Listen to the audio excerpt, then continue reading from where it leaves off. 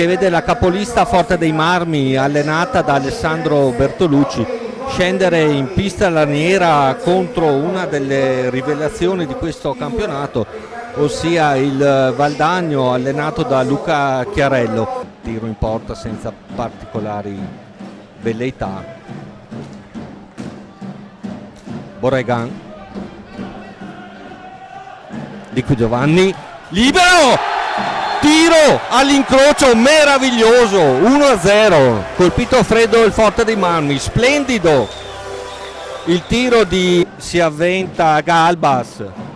Ambrosio, il tiro, bravo Bovo, reattivo, salta l'uomo, parte il contropiede, Borregan, prova il tiro, Gnata si supera, Borregan, passaggio fuori misura, Ambrosio è solo Ambrosio, assist a Galbas, 1-1, Galbas, la passa a Motarà, palo clamoroso, bellissimo, Vega su di lui, trova un metro, bravo Bovo di Gambale.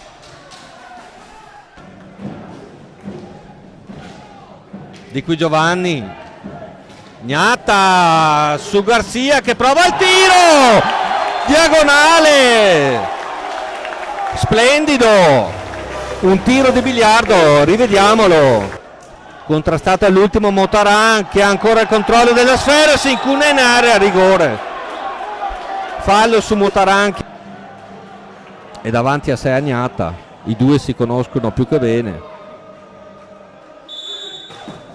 Ribatte Gnata, bello il tiro di Motaran che perde però il controllo. Compagno cade, fallo.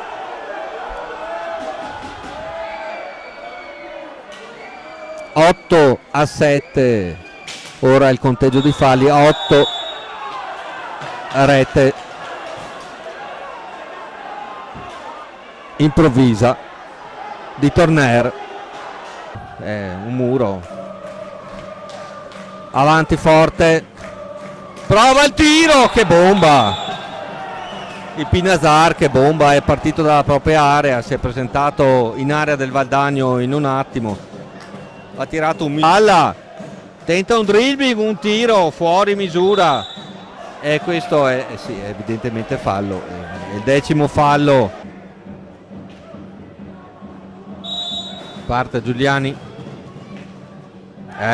fuori, si è alzata troppo la sfera, Gil che riconquista sfera, Torner, Compagno, attenzione, qui gol di Torner, tiro forte all'incrocio, azione di contropiede, Borregan, Giuliani, confusione in area Forte è uscito vincitore 4-2, le squadre escono tra gli applausi del pubblico, numero